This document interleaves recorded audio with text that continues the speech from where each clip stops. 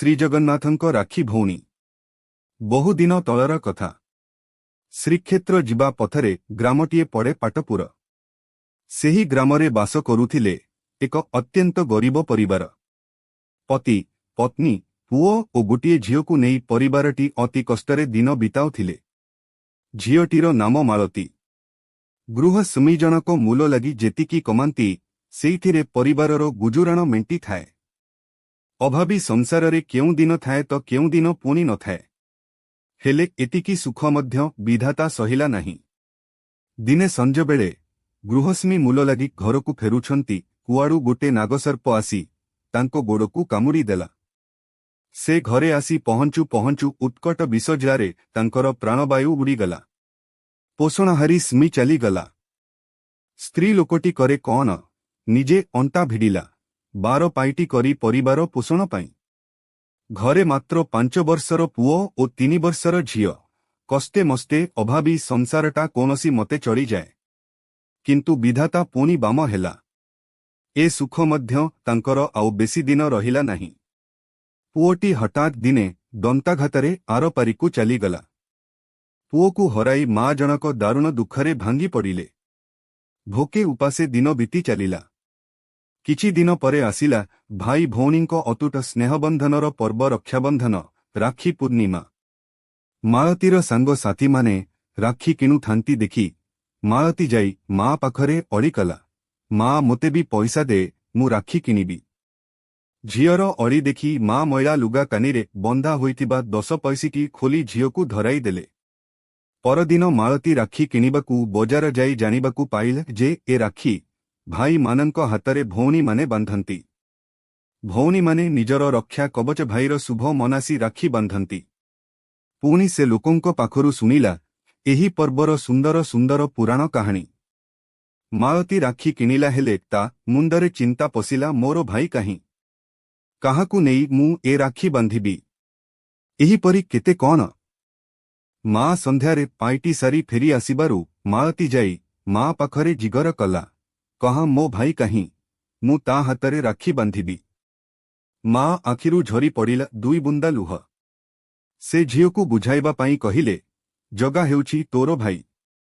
ଜଗା ଭାଇ ତୋର ଶ୍ରୀମନ୍ଦିରରେ ରହେ। ତୁ ତାରି ହାତରେ ଯାଇ ରାକ୍ଷୀ ବାନ୍ଧ।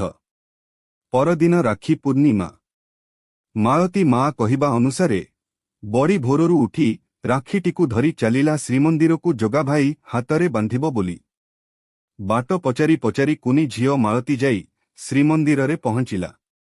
ନିର୍ବୋଧ ଶିଶୁଟି ପଣ୍ଡା ପଢ଼ିଆରୀ ସମସ୍ତଙ୍କୁ ପଚାରିଲା, ମୋ ଜଗା ଭାଇ କିଏ ଟିକେ ଚିହ୍ନାଇ ଦିଅ, ମୁଁ ତା ହାତରେ ରାକ୍ଷୀ ବାନ୍ଧିବି। ସିଏ ଏହି ଶ୍ରୀମନ୍ଦିରରେ ରହେ। କୁନି ପିଲାଟି କଥାକୁ କାହିଁକି ବା କିଏ ଧ୍ୟାନ ଦେବ? ସେଦିନ ରାତିରେ ଠାକୁରଙ୍କ ପହୁଡ଼ ପଡ଼ିଲା। କାହାରିଠାରୁ କିଛି ଉତ୍ତର ନ ପାଇ ମାଳତୀ ମନ ଦୁଃଖରେ ସିଂହଦ୍ୱାରର ଗୋଟିଏ କୋଣରେ ମୁହଁ ମାଡ଼ି ହୋଇ ଶୋଇପଡ଼ିଲା। ଆଖିକୁ କୋଉ ନିଦ ଆସୁଛି ଯେ? ମନ ଭିତରେ ଜଗା ଭାଇ ଆଉ ତା ହାତରେ ରାକ୍ଷୀ ବାନ୍ଧିବା ଚିନ୍ତା। ଭାବଗ୍ରାହୀ ପ୍ରଭୁ ଅବୋଧ ଝିଅଟିର ଭାବକୁ ବୁଝିଲେ। ନିଶାର୍ଦ୍ଧରେ ପ୍ରଭୁ ଆସି ପହଞ୍ଚିଗଲେ ମାଳତୀ ନିକଟରେ। ତା ମୁଣ୍ଡରେ ହାତ ବୁଲି କହିଲେ, ମାଳତୀ ଏବେ ଉଠ, ମୁଁ ପରା ତୋ ଜଗା ଭାଇ, ଆ ଶୀଘ୍ର ରାକ୍ଷୀ ବାନ୍ଧି ଘରକୁ ଯା। ଦିନ ସାରା ୟାରେ ଅଛୁ, ତୋ ବୋଉ ପରା ତୋତେ ଦିନସାରା ଖୋଜି କାନ୍ଦୁଛି। ମାଳତୀର ଖୁସି କହିଲେ ନସରେ। ଜଗା ଭାଇ, ମୋ ଜଗା ଭାଇ କହି ସେ ମହାପ୍ରଭୁଙ୍କ ହାତରେ ରାକ୍ଷୀ ବାନ୍ଧିଦେଲା ଓ କହିଲା, ଜଗାଇ ମୁଁ ଘରକୁ ଯାଉଛି, ତମେ ଟିକେ ମୋ ସାଙ୍ଗରେ ଆସୁନାହଁ? ରାତି ପାହିନାହିଁ, ମୋତେ ଭାରି ଡର ଲାଗୁଛି ପା। ଜଗା ଭାଇ କହିଲା, ହଉ ତୁ ଏବେ ଏକା ଏକା ଯା, କିଛି ଭୟ କର ନାହିଁ। ମୋର ଅନ୍ୟ କାମ ଅଛି, ମୁଁ ତୋ ସହିତ ଯାଇପାରୁ ନାହିଁ। ତୋତେ ଯେଉଁଠି ଡର ଲାଗିବ ମୋତେ ଡାକିବୁ, ମୁଁ ପହଞ୍ଚିଯିବି। ମାଳତୀ ଖୁସିରେ ଯାଇ ଘରେ ପହଞ୍ଚିବାରୁ ତାର ମା ଚିତ୍କାର କରି କହିଲେ, ଆଲୋ ପାଗଳୀ, ତୁ କୁଆଡ଼େ ଯାଇଥିଲୁ କି? ମୁଁ ତୋତେ ଖୋଜି ଖୋଜି ହାଲିଆ। ମାଳତୀ ହସି ହସି ସବୁ କଥା କହିଗଲା। ଆଉ କହିଲା, ମୁଁ ମୋ ଜଗା ଭାଇ ହାତରେ ରାକ୍ଷୀ ବାନ୍ଧି ଆସିଛି। ମା କହିଲେ, ଦୂର ପାଗଳୀଟା, କଣ ବୋଲି କଣ କହିଯାଉଛୁ ତୁ? ପରଦିନ ସିନ୍ଦୁରା ଫାଟିଲା। ମଣିମା ମଣିମା ଡାକ ଦେଇ ସେବକମାନେ ମହାପ୍ରଭୁଙ୍କ ପହଡ଼ା ଫିଟାଇ ଦେଲେ। କିନ୍ତୁ ଏ କଣ? ଆଜି ରାକ୍ଷୀ ପୂର୍ଣ୍ଣିମା କିନ୍ତୁ ନୀତିକାନ୍ତି ପୂର୍ବରୁ ମହାପ୍ରଭୁଙ୍କ ଶ୍ରୀଭୁଜରେ ରାକ୍ଷୀ। ଏ ରାକ୍ଷୀ ବାନ୍ଧିଲା କିଏ? ଖବର ଦିଆଗଲା ଠାକୁର ରାଜାଙ୍କୁ। ରାଜା ସଙ୍ଗେ ସଙ୍ଗେ ଆସି ମନ୍ଦିରରେ ପହଞ୍ଚିଲେ ଓ ସେବାୟତମାନଙ୍କୁ ପଚାରିଲେ, ପହଡ଼ ପରେ କିଏ ଆସିଥିଲା କାଲି ମନ୍ଦିରକୁ? ସମସ୍ତେ ପରସ୍ପର ଆଡ଼କୁ ଚାହାଁ ଚାହିଁ ହୋଇ କହିଲେ, ଆମେ ଜାଣିନାହୁଁ। କିଛି ଉପାୟ ନ ପାଇ ଏହାର ରହସ୍ୟ ଜାଣିବାକୁ ଗଜପତି ଅଧିଆ ପଡ଼ିଲେ ମହାପ୍ରଭୁଙ୍କ ପାଖରେ।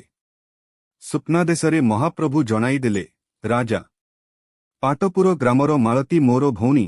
କାଲି ସେ ଆସିଥିଲା ମୋତେ ରାକ୍ଷୀ ପିନ୍ଧାଇବା ପାଇଁ। ଜଗା ଭାଇ କେଉଁଠି ଅଛି କହି କେତେ ଖୋଜିଲା, ହେଲେ ତମେମାନେ କେହି ମଧ୍ୟ ତାର ମୋ ସହ ଦେଖା କରେଇଲ ନାହିଁ। ରାତିରେ ମାଳତୀ ସିଂହଦ୍ର ପାଖରେ ଶୋଇଥିଲା।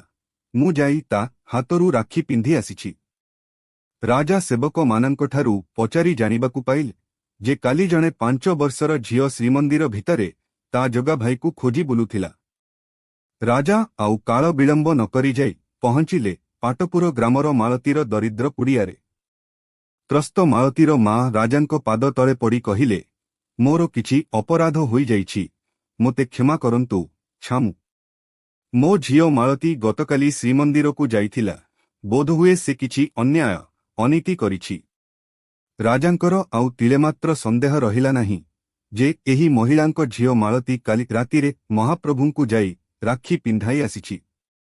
ରାଜା ମାଳତୀର ମା ମୁଣ୍ଡ ଉପରେ ହାତ ରଖିଦେଲେ ଓ କହିଲେ, ମା, ସତେ କେଡ଼େ ସୌଭାଗ୍ୟବତୀ ଲୋ ତୁ। ତୋ ଝିଅ ମାଳତୀ କାଲି ମହାପ୍ରଭୁଙ୍କୁ ଯାଇ ରାକ୍ଷୀ ପିନ୍ଧାଇ ଆସିଛି। ଯୁଗ ଯୁଗ ଧରି ମୁନି ଋଷିମାନେ ଯାହାଙ୍କ ଦର୍ଶନ ପାଇପାରି ନାହାନ୍ତି, ତୋ ଝିଅ ତାଙ୍କୁ ହସ୍ତରେ ରାକ୍ଷୀ ବାନ୍ଧି ଆସିଛି। ମହାରାଜା ମାଳତୀକୁ ଡାକି କହିଲେ, ଭଉଣୀ, ତୁ ଆମ କୋଟି ଓଡ଼ିଆର ମଉଡ଼ମଣି। ମାଳତୀ ପରିବାରକୁ ମହାରାଜା ଧନ ଧାନ୍ୟ ଦାନ କରି ସେହିଠାରେ ଘୋଷଣା କଲେ, ଏ ପାଟପୁର ଗ୍ରାମର ନାମ ଏଣିକି ମାଳତୀ ପାଟପୁର ହେବ। ସେହି ପାଟପୁର ଗ୍ରାମ ଅଦ୍ୟାପି ମାଳତୀ ପାଟପୁର ନାମରେ ବିଦ୍ୟମାନ ହୋଇ ରହିଛି। ଏବେ ସେଠି ଗଢ଼ି ଉଠିଛି ନୂଆ ବସାଡ୍ଡା ଓ ମାଳତୀ ପାଟପୁର ରେଳ ଷ୍ଟେସନ। ସେଦିନ ଗଜପତି ମହାରାଜାଙ୍କ ମାଳତୀ ପାଟପୁର ନାମକରଣରେ ଲୋକମାନେ କୁହାକୁହି ହେଉଥିଲେ, ଧନ୍ୟଲୋ ମାଳତୀ, ତୁହି ଜଗାର ଭଉଣୀ।